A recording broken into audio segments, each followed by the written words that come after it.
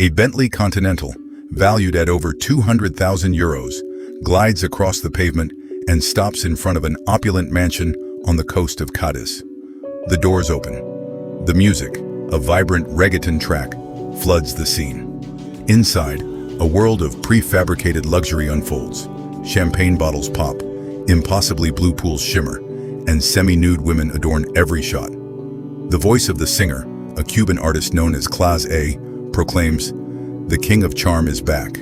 It's a fantasy of power and excess, a visual cliché lifted directly from the collective imagination of success. But amidst this choreography of ostentation, the camera lingers on another man. He is not the artist. He is not an actor. He is Francisco Tejon, alias Isco, leader of the Los Castaña clan, and at that moment, the most wanted drug trafficker in Spain. This is no discreet cameo. Isco is the co-star. He moves with brazen confidence, bathes in the camera's adoration, and becomes the gravitational center of his own production. It is an act of unprecedented audacity. A fugitive, the target of a nationwide manhunt that had begun in November 2016, is not hiding in the shadows, but performing for a global audience on YouTube. This forces us to ask the central question that defines this story. Why? Why would a man at the pinnacle of a criminal empire, with law enforcement closing in on his inner circle, commit such a flagrant act of self-exposure? This cannot be interpreted as a simple oversight, a momentary lapse in judgment. The police themselves describe the video as a mix of photos from his orgies, already known and published, combined with the work of a music production company, suggesting a pre-existing and deliberate pattern of exhibitionism. This is where we must present our thesis. Isco Tejón represented a complete rupture, a paradigm shift in the archetype of the criminal kingpin. He shattered the mold of the traditional leader who operates from the shadows, whose survival depends on anonymity. In his place, he embodied a new figure, the narco pop star, a digital age criminal who not only led one of Europe's largest hashish distribution networks, but actively aspired to fame, cultivating a personal brand through ostentation. The Clase A music video was not, therefore, a frivolous anecdote or a strategic blunder. It was his manifesto. It was a declaration of principles, the assertion that his power was not merely financial or logistical, but cultural. This documentary argues that Isco's obsession with transforming his criminal power into celebrity status was the ultimate act of vanity, the direct provocation that sealed his fate. In doing so, he turned his own public image into the primary tool for his capture and into the symbol of a new, audacious generation of criminals who tragically confused infamy with fame. To understand the phenomenon of Isco Tejón, we must first understand the land that forged him. The Campo de Gibraltar is not just a backdrop. It is a key protagonist in this story. Geographically, it is an unparalleled strategic point, a bottleneck just 14 kilometers from Morocco, the world's largest producer of cannabis resin. But its privileged geography contrasts with a socio-economic reality marked by systemic precarity. For decades, the region has been an epicenter of deindustrialization, state neglect, and endemic unemployment rates that, in some neighborhoods and among the youth, have reached a suffocating 60% or even 70%. This void, left by the legal economy and public institutions, did not remain empty for long. As Francisco Mena, president of the anti-drug coordination group Alternativas, states, "The state abandoned us, and narco welfare filled that space. Drug trafficking ceased to be a marginal activity and became a parallel economic system, an employer, and a social pillar for thousands of families. This narco-social assistance generated a deep-rooted social permissiveness toward the illicit business, a loyalty forged in necessity that explains why, at times, locals would cheer on traffickers in their clashes with the police. Smuggling, first tobacco and then hashish, became an inherited tradition, a trade passed from father to son. Isco Tejón's audacity can only be measured against the archetype he broke. To do so, we must look north, to Galicia, and to the figure of José Ramón Prado Bugallo, Cito Miñanco. Miñanco represents the old guard. Born into a humble fishing family, he was a man of the sea whose intelligence and ambition took him to the top of European smuggling. His method was a calculated mix of cruelty and discretion. He understood that real power is not displayed, but exercised. He practiced a sophisticated form of social marketing. He paid pensions to the families of his men if they were arrested, financed medical treatments in his community, and even became the idolized president of the Cambados football club, Juventud. His power was not based on aspiring to a celebrity lifestyle, but on tangible, local patronage. He was a benefactor, a modern chieftain who bought loyalty through generosity, not public ostentation. When comparing these two archetypes of the Spanish kingpin, the gap is abysmal. While Miñanco, the representative of the old guard, had his roots in the rural and maritime world of Galicia, Isco Tejón was a purely urban product, forged in the streets of La Línea. Their motivations were diametrically opposed. Miñanco sought the consolidation of a business empire and the accumulation of discrete wealth. Isco, in contrast, craved fame, status, and the construction of a personal brand. This difference extended to their relationship with the community. Miñanco practiced local patronage, a form of social marketing, to buy loyalty, while Isco positioned himself as an aspirational icon, a purveyor of narco welfare. Their media strategies could not be more different. Evasion and calculated discretion on Miñanco's part, versus the active cultivation of an image and constant public performance by Tejon. And finally, their Achilles' heels were a reflection of their methods. Miñanco was vulnerable to internal betrayal and long-term police attrition. Isco's central vulnerability, in contrast, was his own arrogance, a fatal self-exposure that would become his downfall. In this social breeding ground, and in contrast to that old school, the Tejon brothers were born, Antonio and Francisco Isco. Originally from the La Atunara neighborhood in La Línea de la Concepción, their criminal trajectory was a reflection of the area's economic evolution. They started with petty crimes, robberies, and then made the natural leap to tobacco smuggling, the logistics school for an entire generation. Finally, they took the definitive and most lucrative step, large-scale hashish trafficking from Morocco. Their innovation was not in the product, but in the scale, organization, and above all, the audacity of their enterprise. They quickly established themselves as the absolute masters of the strait, controlling the main entry point for hashish into Europe and building an empire that would challenge the Spanish state itself.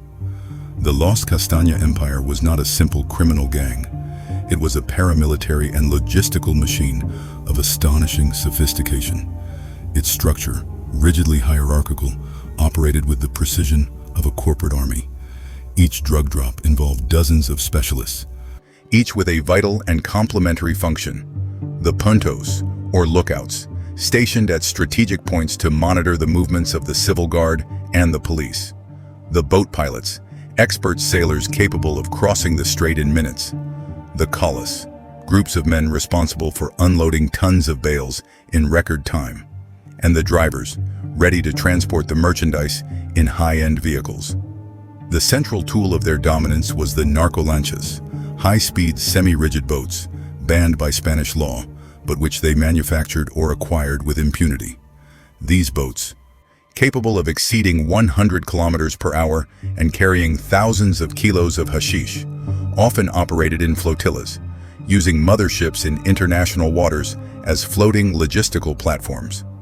With this fleet, the clan not only trafficked, it de facto privatized the 14 kilometers of sea separating Europe from Africa, creating a secure corridor for their business and constantly humiliating the state's security forces. The accumulation of so much power and the feeling of impunity inevitably led to an escalation. The turning point, the moment when organized crime crossed the line into insurrection, came on the afternoon of February 6, 2018. Samuel Crespo, a key lieutenant of the clan, was arrested after a chase and due to his injuries was taken under custody to the public hospital of La Línea de la Concepción.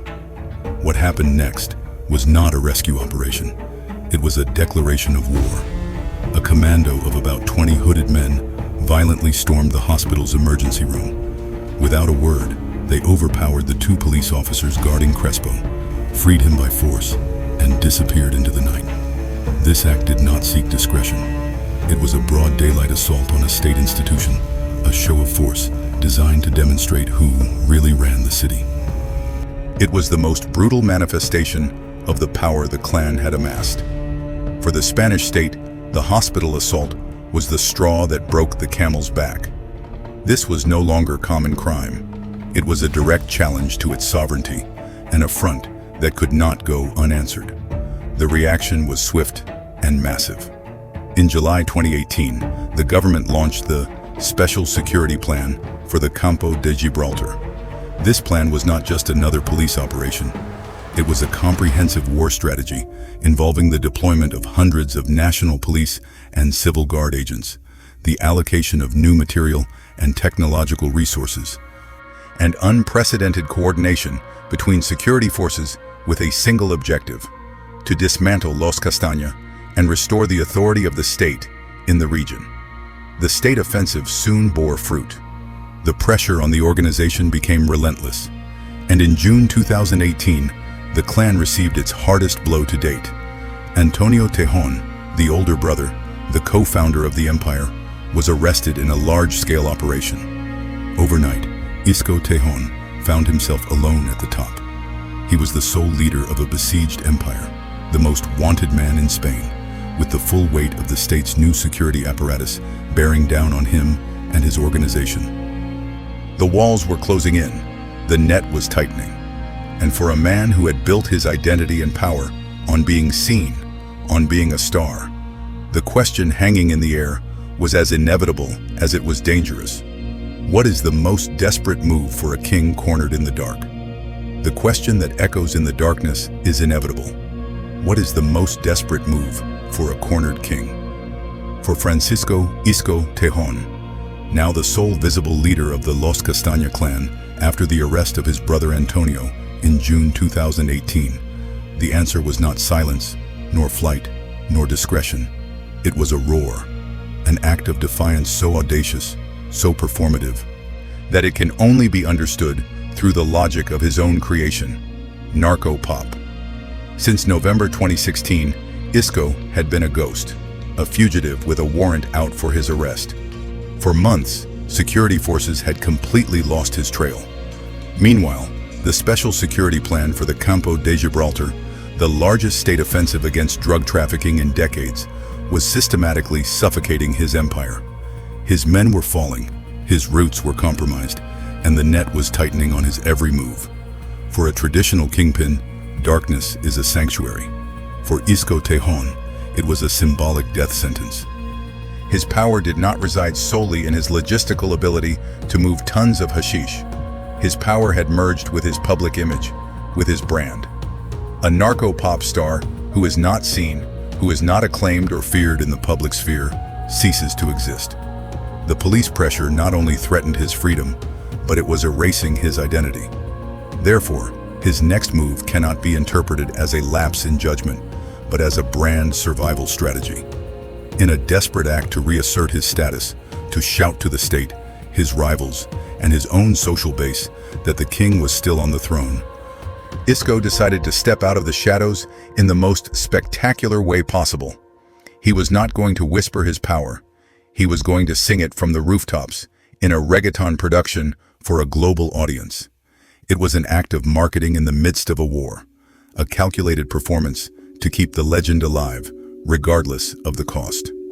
The music video for the song Candela by the Cuban artist based on the Costa del Sol, known as Clase A, became Isco Tejón's final manifesto.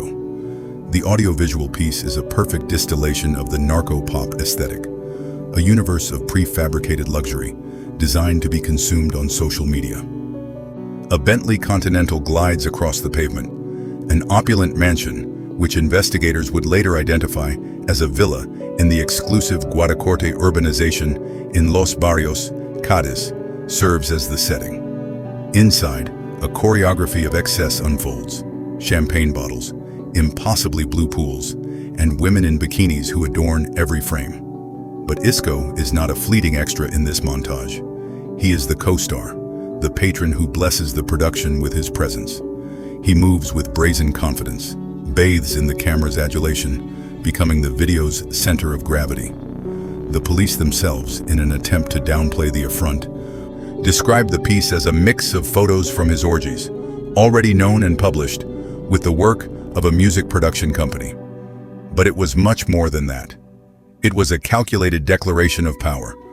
While the lyrics by Class A proclaim, "The King of Charm is back," it is Isco's face that fills the screen.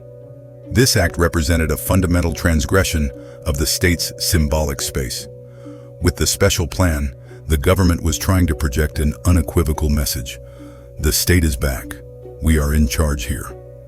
Isco's response was to move the battlefield. If the state was winning the war on the physical ground, at sea and in the streets, he would show that he still dominated the intangible terrain of popular culture and the digital narrative. By appearing on YouTube, globally accessible and accumulating tens of thousands of views in a few days, he not only mocked the largest police operation in Spain, but publicly humiliated it.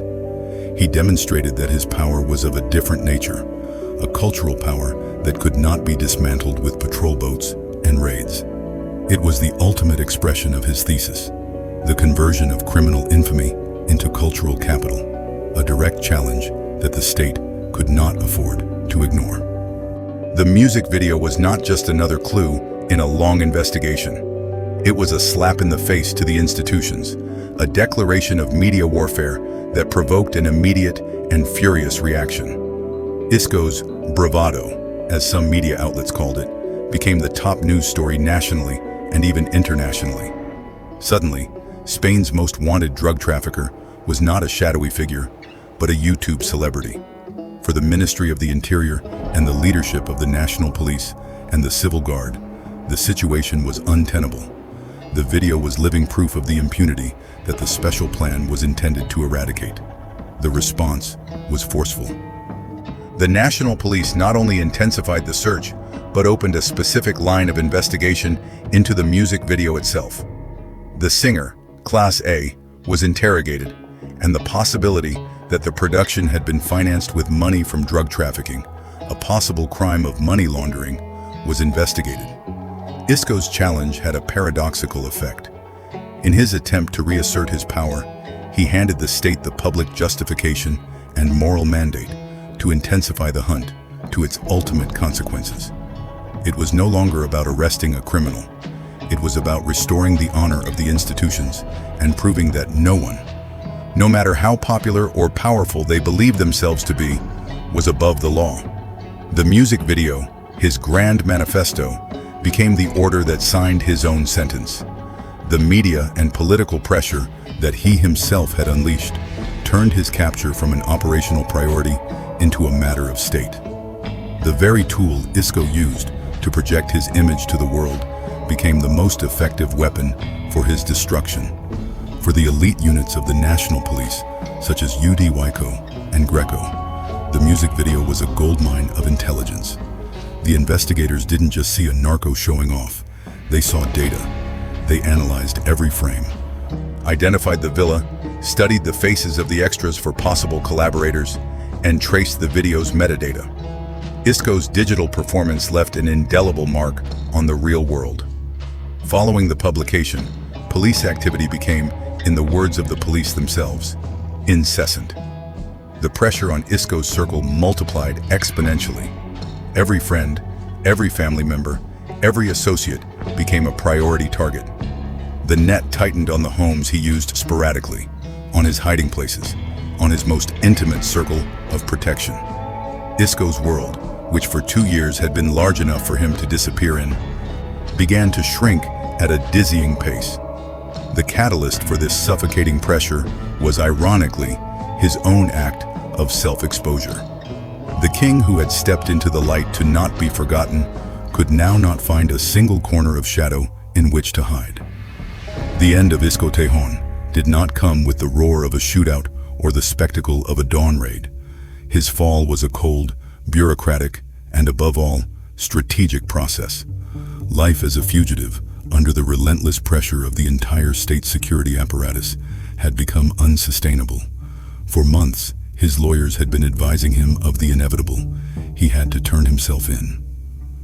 The final motivation was not remorse, but pragmatic calculation.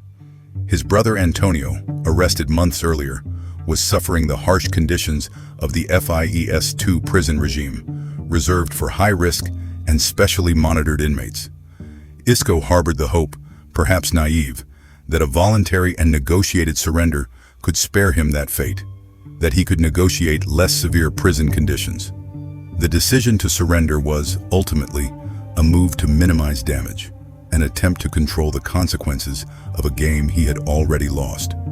This act, though a surrender in every sense, can be seen as the last gasp of control from the narco pop star. Image and narrative control had been the pillars of his reign. Being captured humiliatingly, dragged by the police in front of the cameras, would have destroyed the aura of power he had worked so hard to build.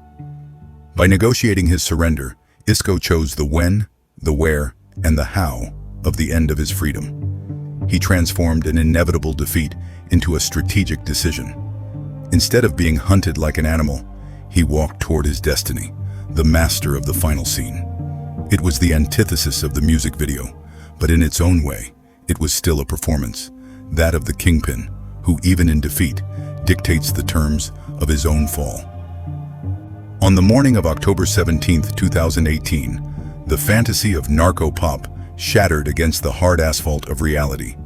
The final scene did not take place in a luxury mansion, but on the boardwalk of La Atunara, the fishing neighborhood of La Línea de la Concepción, where he was born and raised. The agreed-upon location was the door of a restaurant, a mundane stage for a man who had lived an extraordinary life. At 7:45 in the morning, as the city was just waking up, Isco Tejón ended his 2 years on the run.